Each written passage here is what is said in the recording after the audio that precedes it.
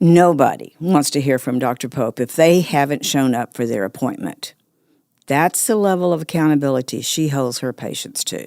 But it's for the good of the patient and for the community. During this episode, you'll hear Dr. Popp talk about her longtime partnership with the Rose, as well as misconceptions about the uninsured and why it's important to hold patients accountable. She's also going to speak on her experience as a nun and why she calls herself the home missionary. Help us share the mission of the Rose by subscribing to Let's Talk About Your Breast on your favorite podcast platform and by sharing with your family and friends. Let's Talk About Your Breast, a different kind of podcast presented to you by The Rose, a breast center of excellence and a Texas treasure. You're going to hear frank discussions about tough topics, and you're going to learn why knowing about your breast could save your life. Tell us how long you have been in healthcare. Well, I've been in some aspect of healthcare almost my whole life. I started as a young person in nursing, and then I went to medical school in the 1990s and started practicing medicine in the late 90s and through the years of 2000. Oh, and where did you go to school? I went to medical school at UT San Antonio, and I did my residency in family practice at the McClellan Family Residency Center in Waco, Texas. And you were telling me earlier about how long we have worked together. I think you had a better idea of it than I did. So how long have you been working with the Rose? Well, I came back to Houston in 2000 with the dream of adding family practice to a clinic that our healthcare institution, Christus, already had open. It was in the Gulfton area of Houston, and I opened family practice services there in 2001 in January. And, of course, one of my first things to do was to start preventive care, and I learned about the Rose and the work that you all do for preventive care, so I immediately looked how to partner with you. So we've been partnering for 23 years. I keep thinking that that wasn't very long after we had opened, totally, so you were really there at our beginning. Well, we heard about your program for the uninsured, and at that time you had no mobile units, so we had maps for people to come. We helped people fill out forms and helped them get to your clinic or to your imaging center so that they could get their mammograms done. And we've always had a great working relationship because you all communicated with us. We were able to work out plans for our patients and most importantly, aftercare if that was needed. So that was always important for us. So we felt like it's always been a positive relationship over all these years. Oh, yes.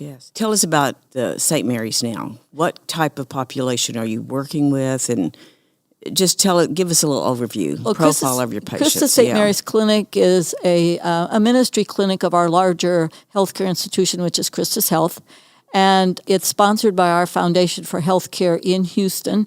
It's located in the East End, and its main service area is the East End, and then populations all around who are either uninsured or have no other access to health services. We're located in the East End of Houston, and our clinic especially, I say, we take care of the people that fall in the cracks. They don't qualify for any federal services, any community services, any local services. They are literally the uninsured for whatever reason, and they need our services. So we provide access and we provide affordable health care. And you serve men, women, and children.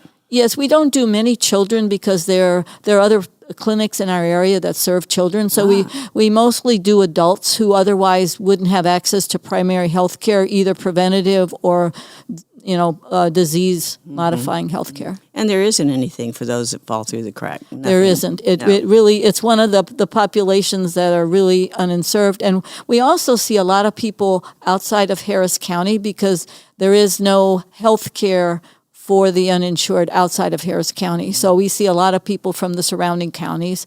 We have people, and you probably see them here at your mobile unit, that drive from Cleveland or Cypress or Katy or Alvin that live outside of the service area of Harris County. And we serve a lot of those people because there just isn't any other place to go. There isn't.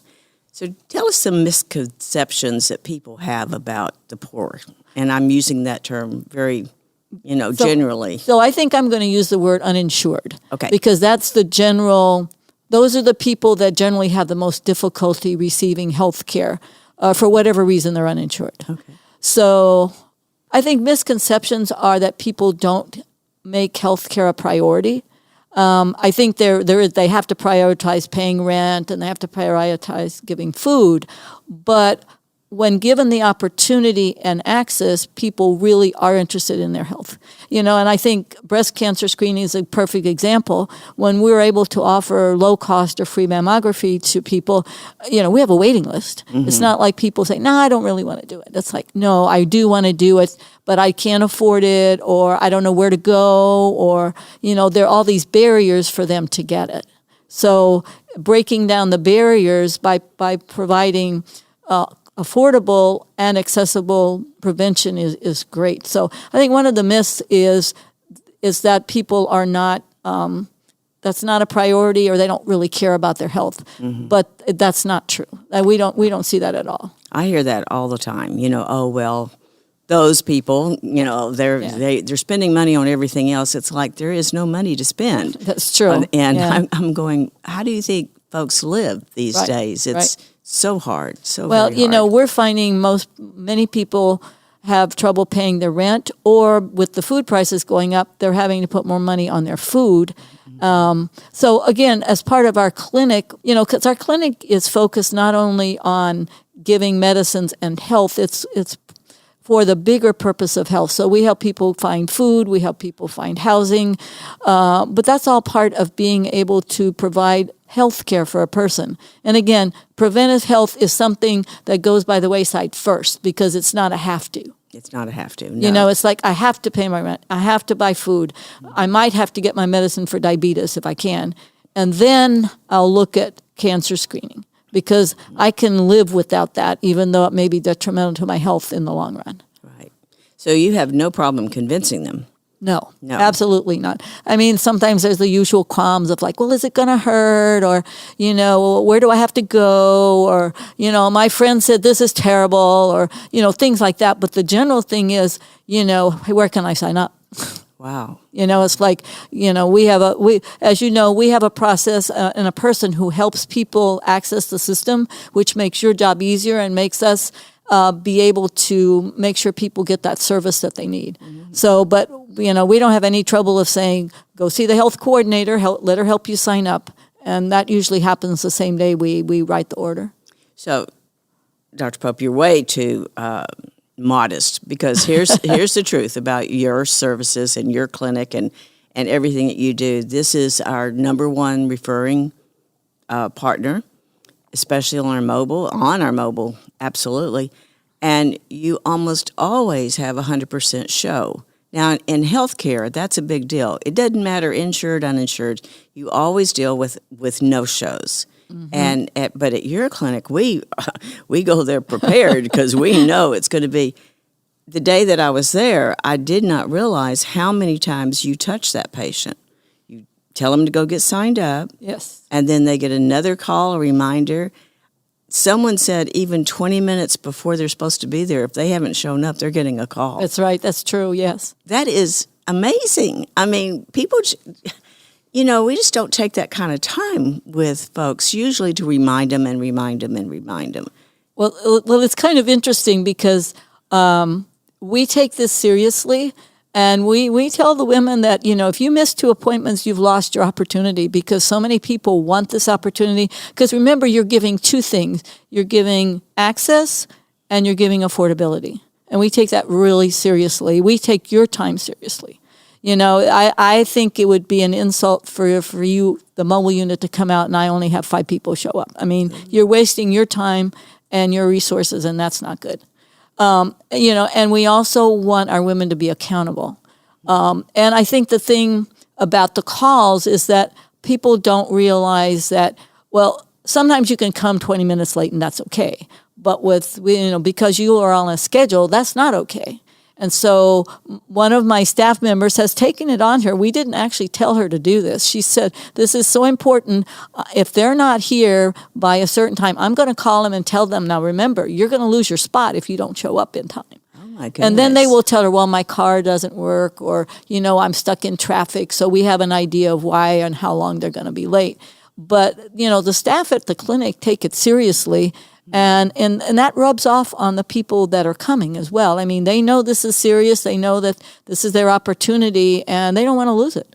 Well, and I heard someone say, I think it was one of your patients said, well, you don't want to hear from Dr. Popp if you don't show up. Well, like you're going to be fussed at. And I thought, well, yeah, that's Dr. Popp. Well, we want them to be accountable. I mean, it's like this is a free service, but, you be respectful. You show up on time. Those are things you can control and you can do. So, that's part of being respectful of the people who are helping you. And I remember that one day I was talking to you about our stage 4s. Oh, yes. Oh, and yes. You said, I know some of those patients were mine. Well, when I read the report, your annual report, I was looking through it and, just seeing all the information. And then you had the statistic about in the last 7 years, I think every person that came here with a stage 4 breast cancer was uninsured. And it was like, whoa, that's a telling statistic. Mm-hmm. That means we really need to work on what we do, because that's where they came from. And 2 of those I know came from our clinic. And the women were like, well, why didn't you go? I mean, you kind of should have noticed this before. It's like, how can you not notice that you've got this, abnormality? And it was like, well, I didn't know where to go, and I didn't have time to take off from work, or... it wasn't I was scared. It was opportunity and access.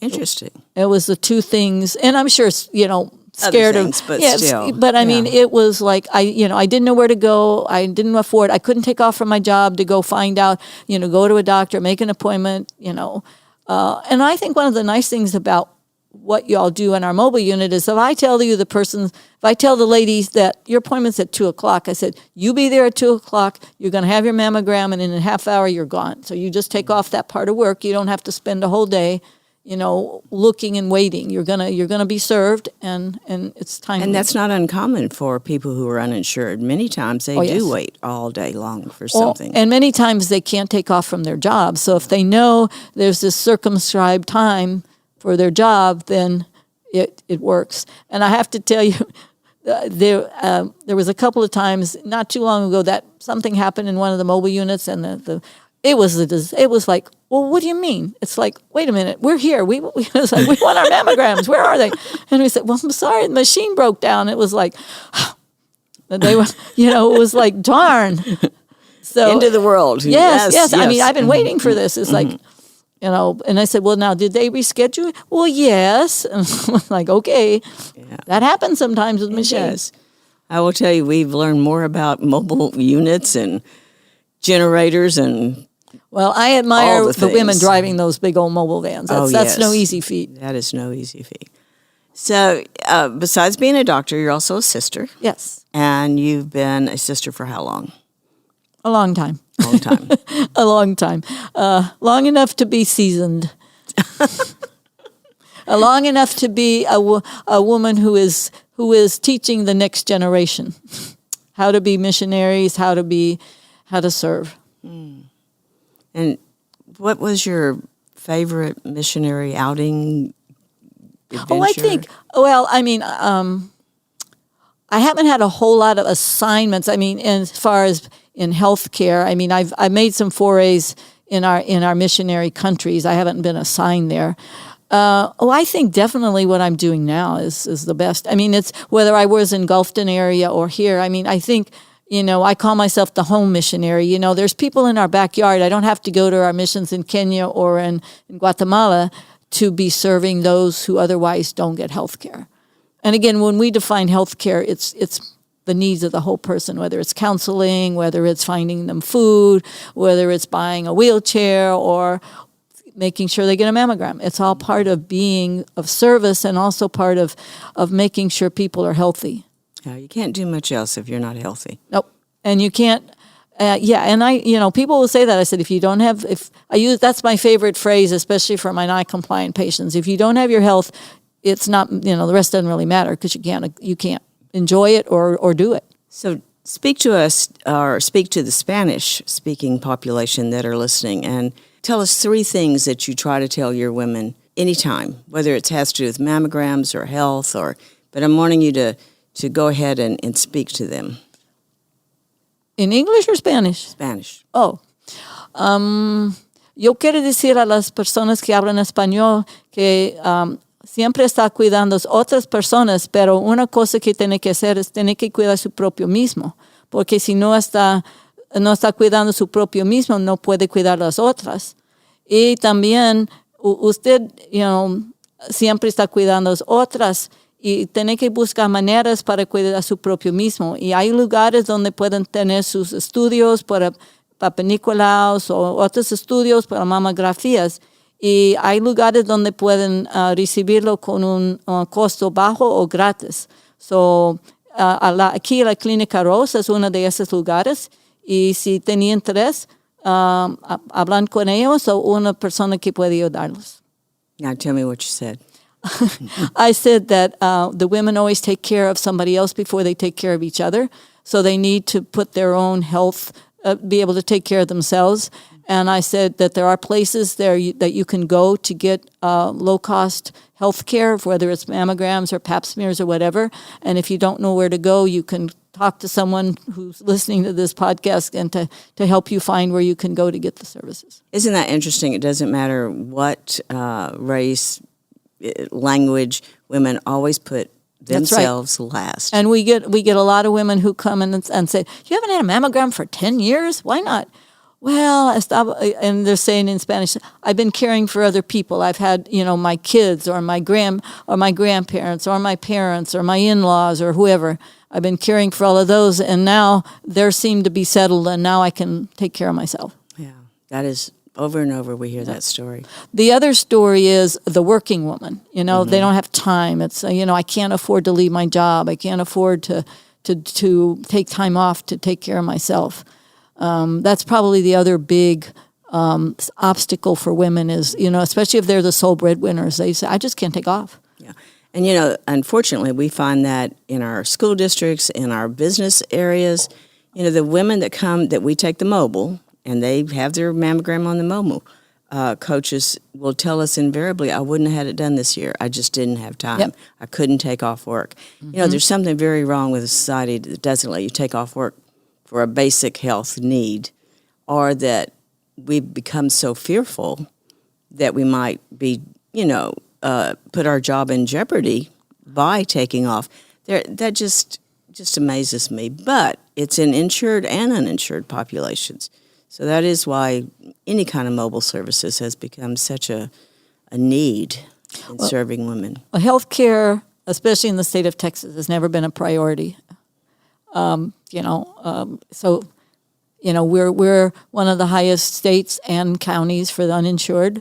Our services, people that are insured, maybe not commercial insurances as much as some of the state-sponsored insurances, are so poor that people don't really have a lot of access when they do. And, a lot of people, unfortunately, and it's, I guess it's a bit of both and, because, if I have my employees, I don't want them to be taken off every other day to go to the doctor because I need them working for me as well. So it's kind of like there's no real partnership between employer and employee to make sure that both needs be met at the same time. How can we keep you on the job, and how can we make sure you get your health care at the same time? I think, jobs aren't like that anymore. There's not much family sort of aspect to it, to where anybody cares about what happens to the other people. Now, you covered some other issues there too, and when you talk about the state, especially all of the insurance issues that we have here in the state of Texas, really a woman cannot get on Medicaid unless she's pregnant, That's right. just had the baby, disabled, or makes less than $4,000 a year. Mm-hmm. So that normal route of getting health care for the poor or the uninsured is really closed to most women. And those are the people that visit St. Mary's Clinic. Yes. Those are the people that we give access to so that they can get basic preventive and other, meet their other healthcare needs. Oh, yeah. And we can go on the whole story about getting treatments and medicines. Because I think the other part we didn't talk about here is the service you all provide when people have an abnormal mammogram. Because one of my criteria for whatever partner we have is like, fine, I can do a mammogram. Say, oh, yes, your mammogram's abnormal. Oh, too bad. Figure out what to do. I mean, that's not useful. So one of our criteria for partnering with people is if you can't help me with an abnormal, then I don't want to partner with you because that doesn't help me. It doesn't help my patients. So I think one of the other aspects that's probably not as much on the forefront of what you all show to the public is what you do for people who have abnormals, whether that's, the next step of the diagnostic mammogram with the ultrasound, whether it's the biopsy, or if that biopsy should be positive, where do you get treatment? How do you get set up? Your navigators are great in helping people. What do you qualify for? I would say in all the years we've been together, they've been maybe one or two people that we could not find any resources for, that we were just stuck. But I mean, and that's in 20 years. Right.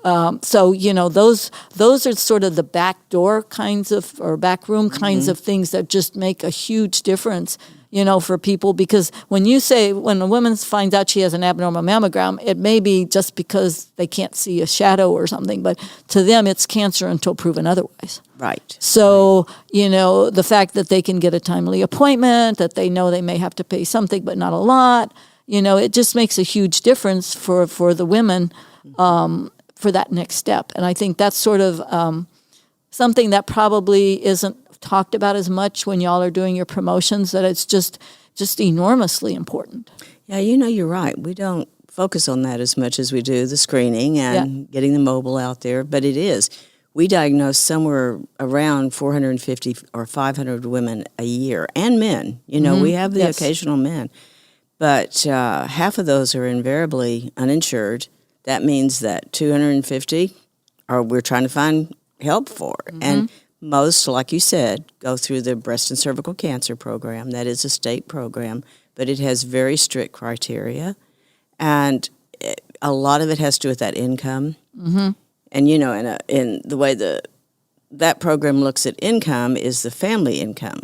So far be it that you have a teenager that works at the local hamburger place, because that salary is going to be counted as your household income along with the woman's. And that's where it gets that very, it's just difficult. We can have a woman who's $100 a month over the limit. $100 a month. And can't get her in. So then we're having to turn to other partners or to doctors. We have some doctors that do pro bono. Yep. And unfortunately, it doesn't cover everything. That's a sad thing. We can almost get through the cancer, but we can't do anything else with. And even harder are the women who work for, say, cleaning houses, and they get paid in cash, every other week. They don't have proof of income. No. And that's when you're really stuck. And as you both know, we've those are just other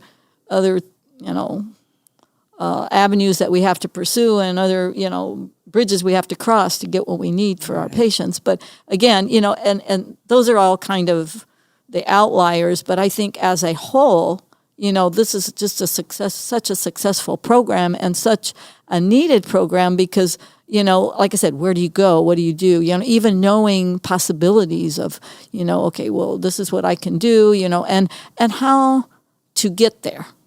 Right. Because, as we know, even with filling out the forms for the mobile mammography, a lot of our people aren't literate in English and aren't literate in filling out forms, whether it's English or Spanish or whatever language it is.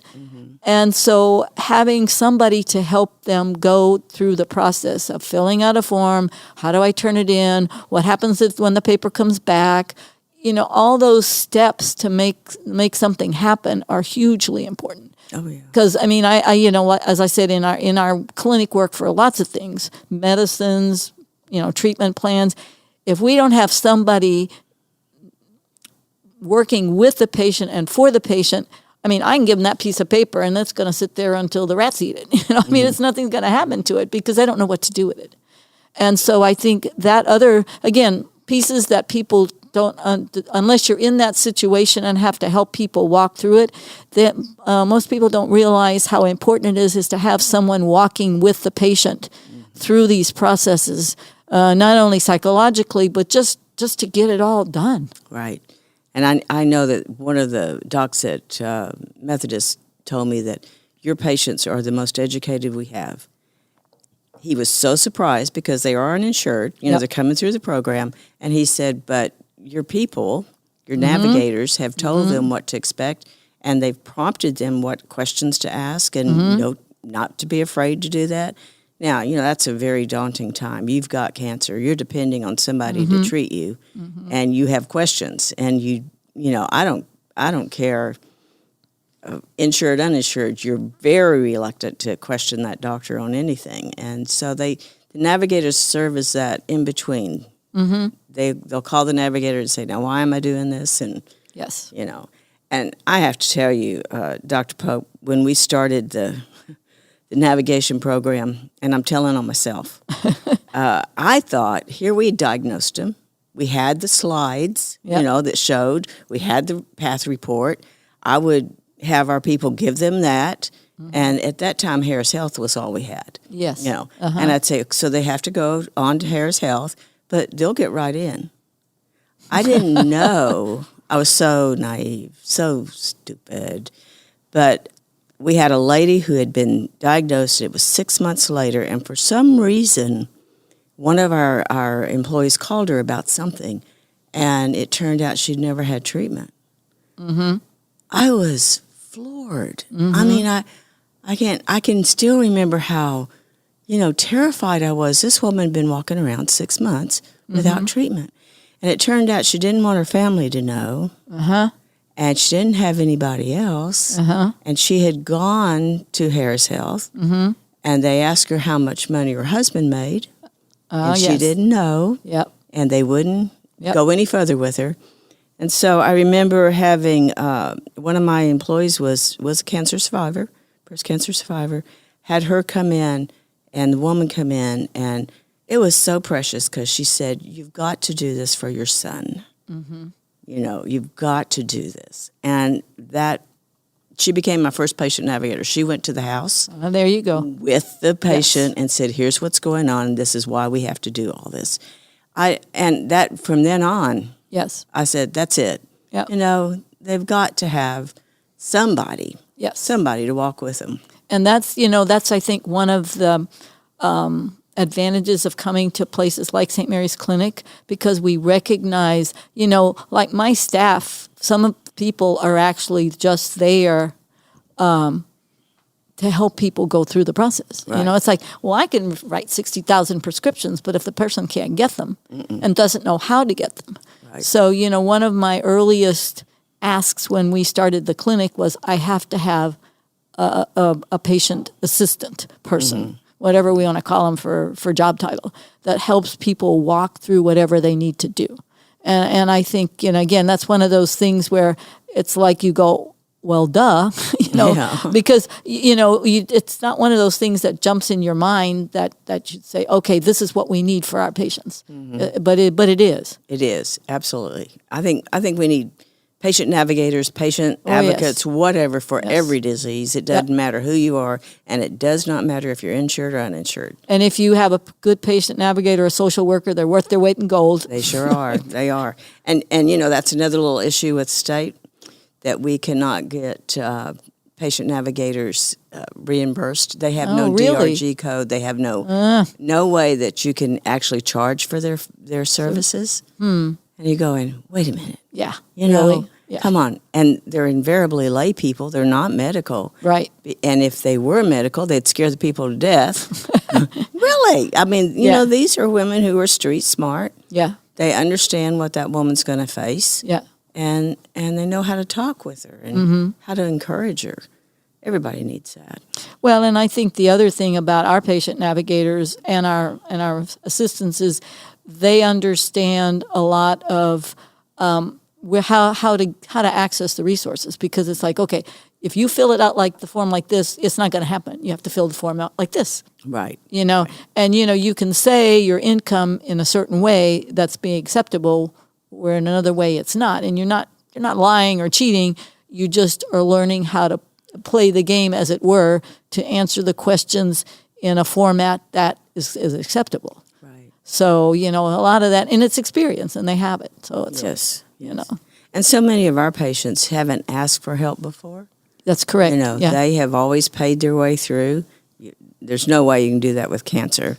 Yeah. But it's a whole process. Well, they've either learned to pay their way through, or they just don't do it. Don't do it. You know, and that's, again, with cancer, you can't do that. And, the other thing I think, too, that's important, not for people that don't have cancer but need close follow-up. Oh, yes. Because that's another avenue that you all help us with. Because it's like, this person doesn't have cancer, but we need like a 6-month check to make sure that it's not going to turn into cancer. Well, that's sort of put into the program that you all have, so that we can automatically schedule those and follow up. And I think that's another, sort of back piece that's important. Oh, absolutely, yes. So, all these bits and pieces that as a provider, you makes your life a whole lot easier, and makes the patient's life a whole lot easier, because you have all those steps already in place. Right. Well, thank you for that. That's good to hear. So, sometimes you don't know what you have in your own house. So true. Or you take it for granted because it becomes part of what you do. So I'm going to make sure every single employee hears this. That sounds good. Because they love deserve it. Yes. They do. I mean, we have, my patient navigator and my medical coordinator, they have connections to your back offices. It's like, well, I called so-and-so and we worked this out, or I called so-and-so to see what we could do about this. And so, I mean, those kinds of connections are just invaluable. Well, it's been a delight to work with you all these years. We always could count on you, and we've sent people to your Well, that's good. I mean, we welcome, we always say we have reverse discrimination. If you're insured, you can't come, but if you're not insured, you come. I love it. So that's kind of how sort of our tagline. But I mean, we're welcome to help any women. And I have to tell you a funny little story that we had a patient that came to our clinic, and she came for a general checkup, and we sent her for a mammogram, and it was abnormal, and she had to get more workup. And I don't think she ended a biopsy, but anyway, she had the diagnostic workup. And so all of a sudden we had about 3 or 4 people that just kind of showed up, and it was like, well, my friend said we should come get our mammograms. So this friend was referring people to us so that we could send people for mammograms. Hey. So it was like, okay, we can do that. It worked. Yeah, because some people think they can just show up and come on the bus. Oh, right. It's like, no, you have to be our patient here because we have to go through the process. Oh, okay. Or if they really have their own doctors, we'll just give them your number and say, have your doctor call over here. Right. So, and say, they can do that too. We're not the only ones that can do it. But we had a laugh. It was like, in a week, I had like 3 people who said, my friend said we were supposed to come and get our mammograms. So like, okay, that sounds good to me.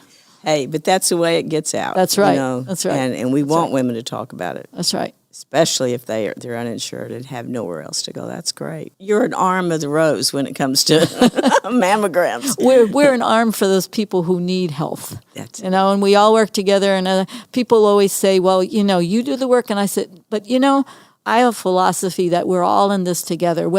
And this is sort of a plug for donors, because it's like, I may be the best person in the world, but if I have no funds, I'm nowhere.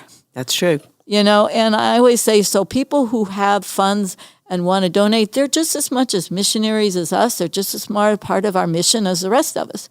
We each have our own part to do. My part's to be the ground person. Somebody else's part is to donate the money. Somebody else's part is to, donate time. So I always say, the mission is big, and it needs all kinds of parts to make it work. And I always want people who are donating to feel that, whether they donate to the Rose or whether they donate to Christus, or, we're all together in this mission together. That's true. And that's a great way to put it. And, it's kind of like the Bible story about the parts. Every part has a part, because we're all the body of Christ. Well, it's kind of the same thing. We're all parts of this mission to make people's lives better. That gives me chills. But I think that's true. We don't always look at it in that kind of big picture, but, the on the ground people would be nowhere without everybody else. So we're all, you give what you have. Well, you've certainly given us many, many years of great partnership and many, many years of life to so many of the women that we've both served. So well, and like I said, it's a partnership. We can't do it with, if I didn't have any place to send people, we wouldn't do it. So I think we're all part of humanity and taking care of each other. That is so important right now. Yes. Well, thank you again for being with us. I know we're going to have you back, especially when we start our Spanish series, so we'll need you for that. This has been fun. I've enjoyed it, and, it's always enjoyable to be able to toot our own horns a little bit and tell the world about the good that we do. That's true. So thank you for inviting me. Oh, of course. Thank you for joining us today on Let's Talk About Your Breasts. This podcast is produced by Speak Podcasting and brought to you by The Rose. Visit therose.org to learn more about our organization. Subscribe to our podcast, share episodes with friends, and join the conversation on social media using hashtag Let's Talk About Your Breasts. We welcome your feedback and suggestions. Consider supporting The Rose. Your gift can make the difference to a person in need. And remember, self-care is not selfish. It's essential.